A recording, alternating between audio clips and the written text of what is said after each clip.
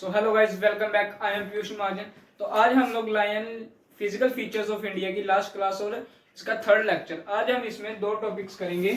एक होगा northern plains and second होगा हमारे पास प्लेट्यू।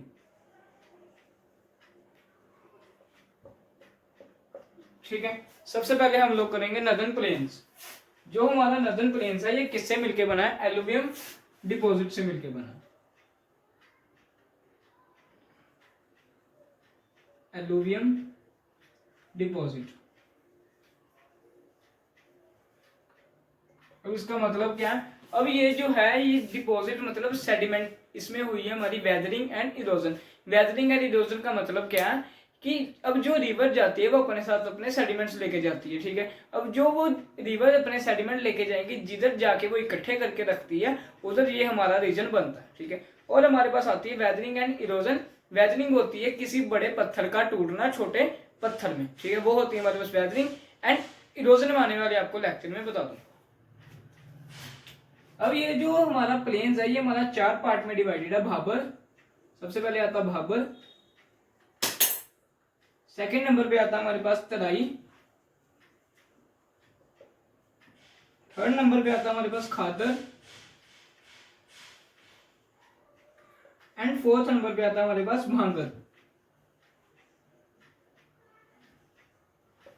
ठीक है, हमारा प्लेन्स चार पार्ट में डिवाइडेड है। भाबर, भांगर, तेराई एंड खादर। ठीक है, सबसे पहले हम लोग पढ़ेंगे भाबर। ये जो भाबर रीजन है ये होगा हमारा पहाड़ों में।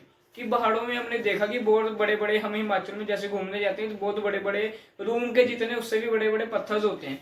जो उधर जो हमारी रिवर है उसका फ्लो क्या होता है? बहुत कम होता है। ठीक है, पानी बहुत कम होता है, लेस फ्लो ऑफ रिवर। ठीक है, पेबल्स आर वेरी लार्ज। पत्थर के होते हैं, बड़े बड़े होते हैं। ठीक है, अब इसकी जो लेंथ है वो फैली हुई है 8 किलोमीटर टू 16 किलोमीटर। इधर जो वेजिटेशन है, वेजिटेशन मॉडरेट होती है, ना ज्यादा होती है ना कम होती है। ठीक है, अब जो इधर क्या होती है वेजिटेशन के लिए स्लोप्स बनाई होती है।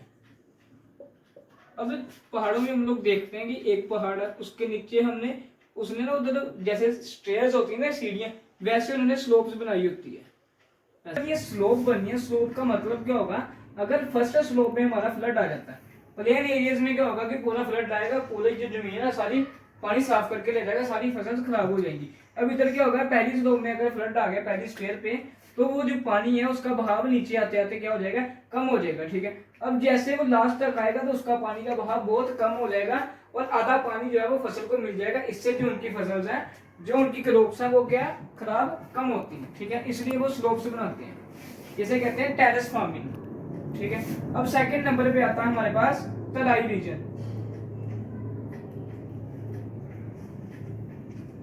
तराई रीजन, अब ये जो रीजन है इधर क्या होता है कि अब जो रिवर है हमारी कहाँ पे आ गई? हिमाचल से होके, पहाड़ों से होके थोड़ी नीचे आ गई। अब वो अपने साथ क्या लाएगी? उधर से सेडिमेंट्स लाएंगी और क्या होगा? फाइन सैंड पार्टिकल्स, अपने साथ सैंड के पार्टिकल्स भी लाएंगी। ठीक है, अब सेकंड पॉइंट आता है, इधर क्या होती है? रिवर हमारी री इमर्ज होती है। री इमर्ज, रिवर री इमर्ज का मतलब क्या है कि जो हमारी रिवर है वो क्या है? पूरी साफ हो जाती है। वो कैसे होती है?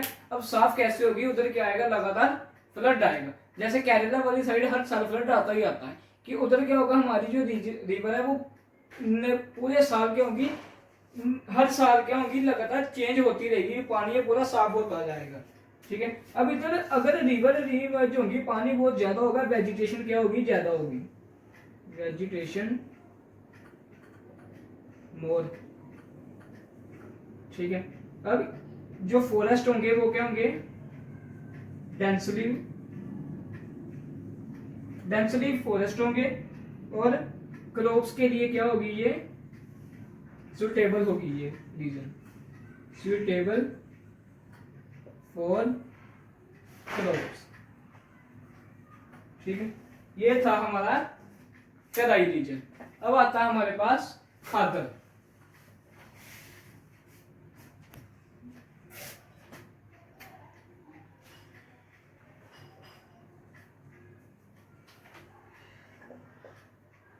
खादर रीजन जो है हमारे पास, ये क्या होता है, न्यू एंड यंग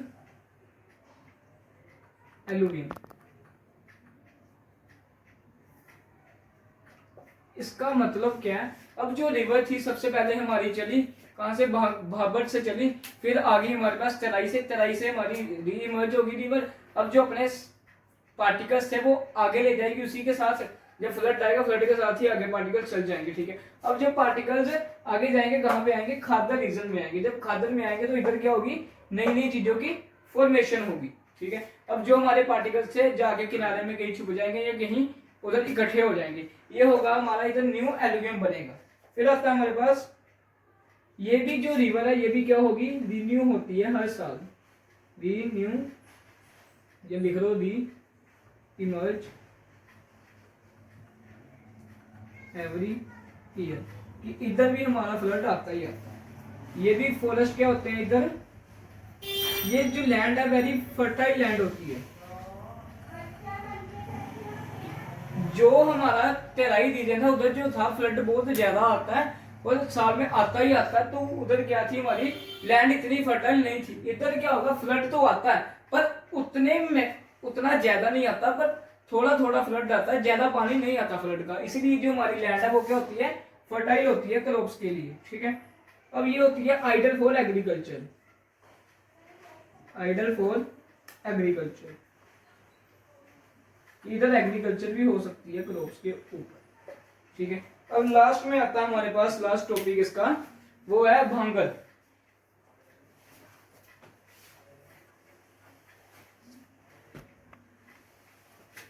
भांगर, ये जो भांगर रीजन है ये होता है लाइज अबव दी फ्लड प्लेन्स, फ्लड प्लेन्स। ये जो रीजन होगा ना ये फ्लड प्लेन से ऊपर लाई करता है, तो इधर हमारा क्या पानी पहुंच ही नहीं पाता, तो इधर फट वो क्या होती है, लैंड क्या होती है, लैंड नॉट फर्टाइल।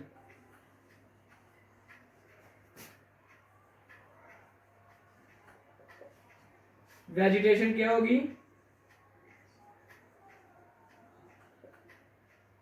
मॉडरेट। ठीक है, और इसे बोलते हैं हम ओल्ड एलुवियम। अब इसका मतलब क्या, ओल्ड एलुवियम का वो था हमारा पीछे new alluvium and young alluvium, कि जो हमारे सेडिमेंट से नए नए आते जाएंगे और उधर आके जुड़ेंगे।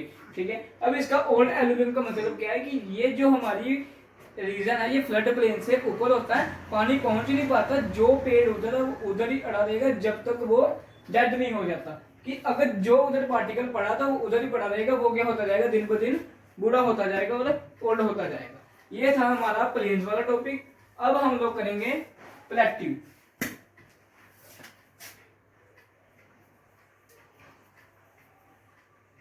प्लेट्यू होते हैं हमारे पास पठार। ठीक है, अब प्लेट्यू, सबसे पहले प्लेट्यू होता क्या, प्लेट्यू होता है अब जो एक पहाड़ है उसके ऊपर क्या होगा, हमारे पास फ्लैट सरफेस होगा, उसे हम कहते हैं प्लेट्यू। ठीक है, ये हमारा प्लेट्यू जो है ये मेनली दो पार्ट में डिवाइडेड है। सबसे पहला आता है central highland, central highland, and second आता है हमारे पास डेक्कन प्लेट्यू, डेक्कन प्लेट्यू। सबसे पहले हम लोग पढ़ेंगे डेक्कन प्लेट्यू, छोटा सा टॉपिक है, दोनों छोटे छोटे टॉपिक है, ज्यादा बड़े नहीं। अब ये जो डेक्कन प्लेट्यू है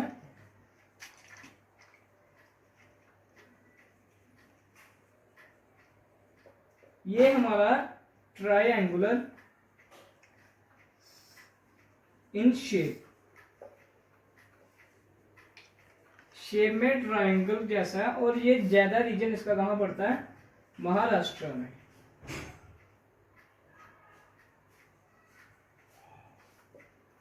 ठीक है, और इसमें आता है, अच्छा अब इसमें आता है ये जो प्लेट्यू है ये लार्जेस्ट एंड ओल्डेस्ट प्लेट्यू है ये हमारे पास, कि सबसे बड़ा भी है और सबसे पुराना भी है। ये था पहला। सेकंड आता है हमारे पास दंड कन्या प्लेट्यू, ये पड़ता है छत्तीसगढ़ एंड उड़ीसा में। ठीक है, हमने ये दो प्लेट्यू पढ़ने हैं कहाँ पे, डेक्कन ट्राइब में। अब इधर हमने रिवर्स लिख लेनी है, कौन कौन सी रिवर इसमें आ जाती है, गोदावरी, गोदावरी, महानदी, एंड इधर हमारे पास हिल्स पड़ती है, कौन सी, महादेव, महादेव हिल्स, मैकाल रेंज। ठीक है, ये वाली हिल्स इधर पड़ती है। अब सेकंड आता है हमारे पास सेंट्रल हाईलैंड,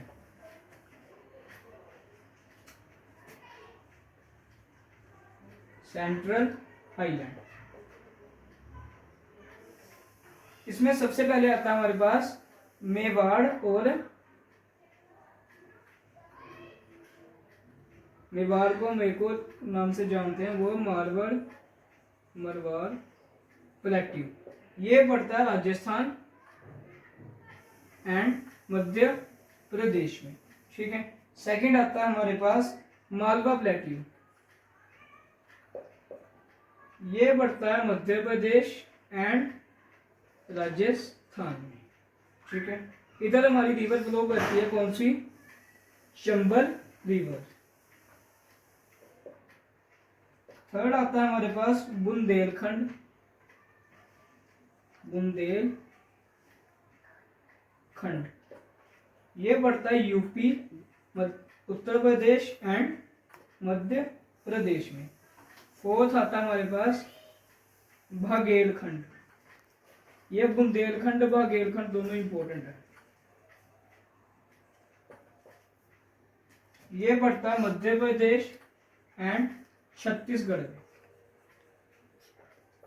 ठीक है, अब फिफ्थ वाला भी इंपॉर्टेंट है, छोटा नागपुर, छोटा नागपुर प्लेट्यू, ये पड़ता है झारखंड प्लस वेस्ट बंगाल प्लस छत्तीसगढ़ में। ठीक है, बस। अब इसको कहा जाता है, इस प्लेट्यू को कहा जाता है RUHR ऑफ इंडिया। अब ये क्यों कहते हैं, क्योंकि इधर आयरन ज्यादा पाया जाता है। ठीक है, अब लास्ट में आता है हमारे पास सिक्स्थ वाला मेघालय प्लेट्यू। अब ये तो बच्चा बता देगा मेघालय प्लेट्यू कहाँ पे पड़ेगा, मेघालय में ही पड़ेगा। ठीक है, ये पार्ट है किसका, it is the part of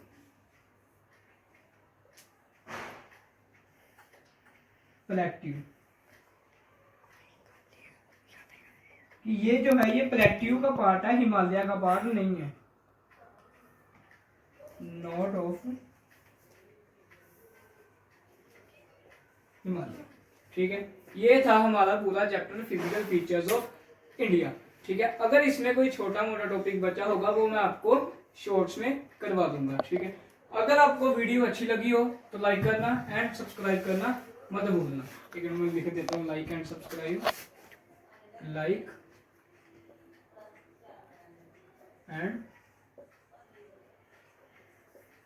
subscribe. जय हिंद।